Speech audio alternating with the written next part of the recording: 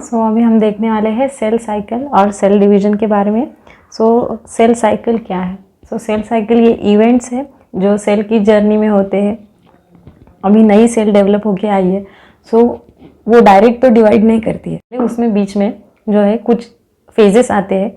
वो सारे इंक्लूड करके जो पूरी सेल की जर्नी होती है जब तक वो डिवाइड होती है, तो उसको बोला जाता है सेल साइकिल।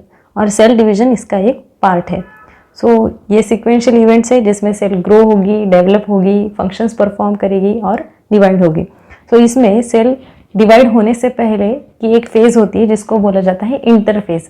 ये दो सेल डिवीजन के बीच में होने वाली फेज है, इसीलिए इन बिटवीन आती है, इसीलिए इंटरफेज बोलते हैं।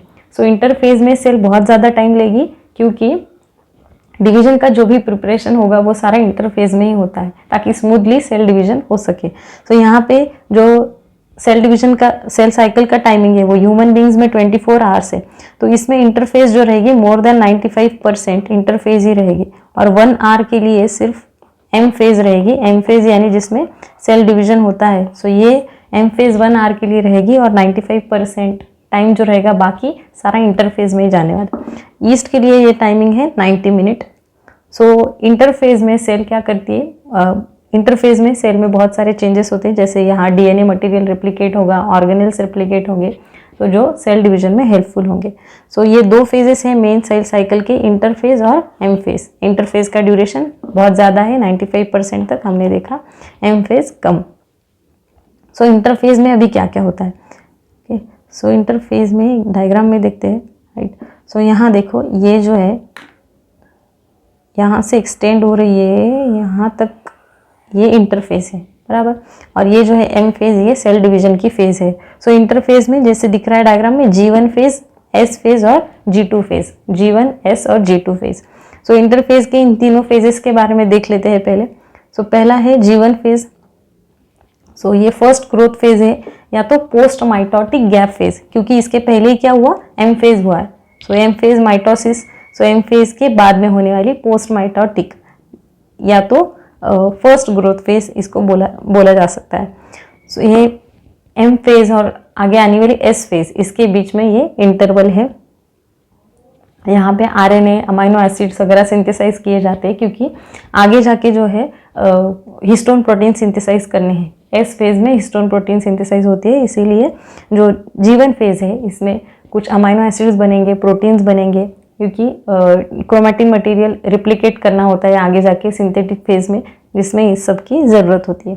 ये लॉन्गेस्ट है। एक तो इंटरफेज लॉन्गेस्ट होगी, उसमें भी जो लॉन्गेस्ट फेज होगी वो G1 फेज होगी। यहाँ पे सेल ऑर्गेनेल जो है इनका नंबर बढ़ेगा। अभी सेल ऑर्गेनेल रेप्लिकेट होंगे क्योंकि आगे से 2 सेल्स में डिस्ट्रीब्यूट होने वाली है, तो सबको ऑर्गेनेल भी डिस्ट्रीब्यूट होनी चाहिए, इसीलिए यहाँ पे ऑर्गेनेल्स इंक्रीज होंगे नंबर में। अभी G1 फेज के यहाँ पे एक साइक्लिंग पॉइंट आता है। इसके लिए हम समझ लेते हैं कि सेल साइकिल कैसे कंट्रोल होती है। फैक्टर्स कौन से हैं सेल साइकिल कंट्रोल करने वाले, ये देख लेते हैं एक बार। साइक्लिन और साइक्लिन डिपेंडेंट प्रोटीन काइनेजेस, ये 2 चीज़ें आती है इसमें, साइक्लिन और साइक्लिन डिपेंडेंट प्रोटीन काइनेजेस। जहाँ पे साइक्लिन प्रेजेंट होगा वहीं से सेल आगे की फेज में जा सकती है। फर्स्ट चेक पॉइंट कहाँ पे आता है? G1 साइक्लिन, यानी G1 फेज से सिंथेटिक फेज यानी G1 से S फेज में जाने के लिए ये पॉइंट आता है, फर्स्ट चेक पॉइंट। यहाँ पे साइक्लिन, G1 साइक्लिन अगर प्रेजेंट होगा तो ही cyclin dependent protein kinases work करेंगे और फिर ये सेल की जर्नी आगे बढ़ेगी, बराबर। सेकेंड चेक पॉइंट एक और आता है माइटोटिक साइक्लिन। ये G2 फेज के बाद में मेटाफेज, G2 फेज के बाद में जो माइटोसिस की फेज आती है वहाँ पे ये प्रेजेंट रहेगा। G2 एंड M फेज, इन दोनों के बीच में माइटोटिक साइक्लिन का ये सेकेंड चेक पॉइंट। साइक्लिन किस पे डिपेंडेंट है? सेल में जो भी ऑर्गेनेल्स प्रेजेंट है उनका रेप्लिकेशन प्रॉपर हुआ है क्या, और जो भी मटेरियल रिक्वायर्ड है रेप्लिकेशन के लिए आगे सेल डिवाइड होने के लिए, वो अगर प्रॉपर सब कुछ होगा तो ये साइक्लिन चेक पॉइंट आगे कंटिन्यू हो जाते हैं। यहाँ पे हमने G1 साइक्लिन पॉइंट देखा था। G1 फेज में अभी यहाँ पे एटीपी सिंथेसाइज होंगे क्योंकि आगे जाके ये डीएनए फॉर्मेशन में लगने वाले हैं। न्यूक्लियोटाइड से ही डीएनए बनता है, ये भी होगा यहाँ पे ओके, अमाइनो एसिड्स, आरएनए, ये हमने देख लिया है। सो G1 साइक्लिंग पॉइंट क्रॉस करने के बाद सेल आगे जा सकती है। अभी G1 फेज के यहाँ पे सेल के पास 3 रास्ते हैं। ओके, G1 फेज डिसाइड करती है कि अभी सेल कहाँ जाएगी। सो यहाँ अगर सारी चीज़ें उसमें प्रेजेंट है बराबर, तो ये डायरेक्ट सिंथेटिक फेज में नॉर्मल सेल साइकिल में आगे कंटिन्यू हो सकती है। अगर यहाँ पे बाकी की चीज़ें नहीं है तो साइक्लिंग पॉइंट उसको रोक देगा और ये G1 फेज में ही अरेस्ट हो जाएगी। कभी कभी ये G1 फेज में अरेस्ट हो जाती है, G1 फेज में कुछ देर के लिए अरेस्ट होगी और फिर से सेल साइकिल ज्वाइन कर सकती है। और एक थर्ड यहाँ पे पॉसिबिलिटी है G0 फेज। ओके, यहाँ पे ये रही G0 फेज। सो G0 फेज को क्विसेंट फेज भी बोला गया है क्योंकि इसमें सेल ग्रोथ होती है सेल की और सेल डिफरेंशिएट हो जाती है। इस तरीके से डिफरेंशिएट होती है कि बाद में ये डिवाइड नहीं होती है। जैसे न्यूरॉन्स होते हैं, सो न्यूरॉन एक ही बार डेवलप होते हैं और उसके बाद में वो उसी फेज में रहते हैं, इनका सेल डिवीजन बाद में होता नहीं है। सो ये G0 फेज वहाँ पे देखी जाती है। उसके बाद में अभी आता है सिंथेटिक फेज, सेकेंड फेज। सो सिंथेटिक फेज जैसे नाम है उसका, यहाँ पे सिंथेसाइज होता है डीएनए मटेरियल, डीएनए रेप्लिकेट होगा। अभी यहाँ पे डीएनए मटेरियल रेप्लिकेट होगा तो DNA 1C to 2C, okay, ये उसका चेंज होगा फॉर हैप्लॉइड, और 2C to 4C इस तरीके से उसका चेंज होगा फॉर डिप्लॉइड सेल्स। सो ये डीएनए मटेरियल तो चेंज हो रहा है पर क्रोमोसोम नंबर सेम रहेगा। डीएनए मटेरियल चेंज होगा पर क्रोमोसोम नंबर सेम रहेगा। सपोज ये जो है ये डीएनए है, ओके, ये हमारा ओरिजिनल डीएनए है और ये रेप्लिकेटेड डीएनए स्ट्रैंड है। सो जो पहले सेल में प्रेजेंट थे वो इस तरीके से एक क्रोमोसोम था, ये ऐसे क्रोमोसोम्स होते हैं। सो ऐसे 46 क्रोमोसोम्स पहले सेल में प्रेजेंट होते हैं। मटेरियल रेप्लिकेट होने के बाद क्या होता है, इसी तरीके का सेम डीएनए जनरेट होता है। सो सेम रेप्लिकेटेड डीएनए है तो ये क्रोमोसोम का ये जो पार्ट है ये इसी से अटैच रहेगा, ये सेपरेट नहीं होगा। और इन दोनों को मिला के भी एक सिंगल क्रोमोसोम ही कंसीडर किया जाता है। इन दोनों को मिला के भी एक सिंगल क्रोमोसोम ही कंसीडर किया जाता है। तो यहाँ पे, और जब ये क्रोमोसोम एग्जिस्टिंग रहेगा तब ये जो 2 पार्ट्स है उसके, ये 2 क्रोमैटिड सिस्टर्स होंगे, ये 2 क्रोमैटिड सिस्टर्स होंगे। और सो ये जो है 2 क्रोमैटिड सिस्टर्स ये बाद में सेपरेट होते हैं, कि माइटोसिस में वगैरह सेपरेट होते हैं, फिर भी ये डिटैच होने के बाद फिर से एक सिंगल क्रोमोसोम की तरह एक्ट करेंगे। तो यहाँ पे डीएनए मटेरियल रेप्लिकेट होने के बाद क्रोमोसोम के हिसाब से देखा जाए तो कोई चेंज नहीं हुआ है। क्रोमोसोम एक था तो यहाँ पे क्रोमोसोम भी एक ही गिन रहे हैं हम लोग, मतलब जो ह्यूमन बॉडी के लिए देखा जाए तो 46 क्रोमोसोम्स थे तो 46 ही रहेगा नंबर।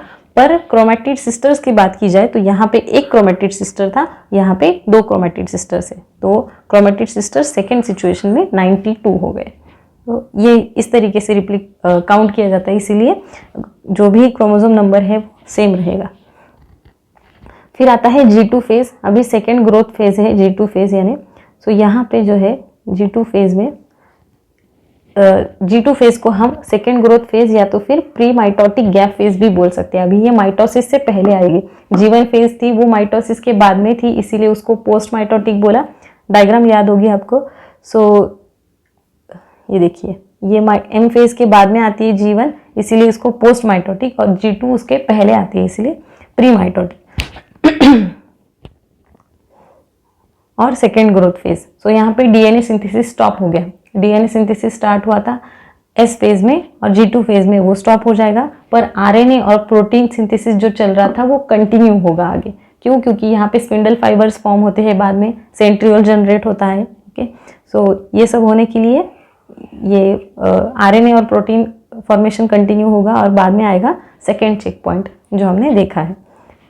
अभी आती है इसके बाद में एम फेज, ये सेल डिवीजन की फेज है एक्चुअली। सो यहाँ पे पहले न्यूक्लियस डिवाइड होता है जिसको बोलते हैं कैरियोकाइनेसिस, और बाद में साइटोप्लाज्म डिवाइड होता है जिसको बोलते हैं साइटोकाइनेसिस। G0 फेज हमने देखी हुई है। सो ये रिवाइज करते हैं हम कुछ। सो G1 फेज में ATP, nucleotides, amino acids, RNA, ये सारी चीज़ें डेवलप होना शुरू होती है। एस फेज में मेनली डीएनए रेप्लिकेट होता है। ओके, डीएनए रेप्लिकेशन, डीएनए का मटेरियल रेप्लिकेट होके उसका नंबर डबल होगा, क्रोमोसोम नंबर सेम रहेगा। ओके, सेंट्रियोल भी यहाँ पे रेप्लिकेट होंगे। G2 फेज में जो है आरएनए और प्रोटीन का रेप्लिकेशन कंटिन्यू होगा, डीएनए सिंथेसिस स्टॉप हो जाएगा। फिर आती है सेल डिवीजन की फेज। अगर इसमें G1 फेज से वो 3 वेज हमने देखे थे। अगर यहाँ पे सब कुछ नॉर्मल रहा तो एस फेज में जा सकती है, G1 फेज में अरेस्ट हो सकती है, या तो G0 में भी जा सकती है डिफरेंशिएट होके। ओके, G0 क्वेसेंट स्टेज थी। ऑलराइट, सो ये कुछ साइक्लिक इवेंट्स थे सेल की जर्नी में। इसके बाद में जो है सेल डिवीजन में माइटोसिस और मियोसिस, ये इंपॉर्टेंट इवेंट्स है जो हम आगे के सेशंस में देखने वाले हैं। ये वीडियो पसंद आई होगी तो लाइक कीजिए, फ्रेंड्स के साथ शेयर कीजिए, और जो भी आपका डाउट होगा कमेंट सेक्शन में मेंशन कीजिए, और चैनल को प्लीज़ सब्सक्राइब कीजिए। Thank you.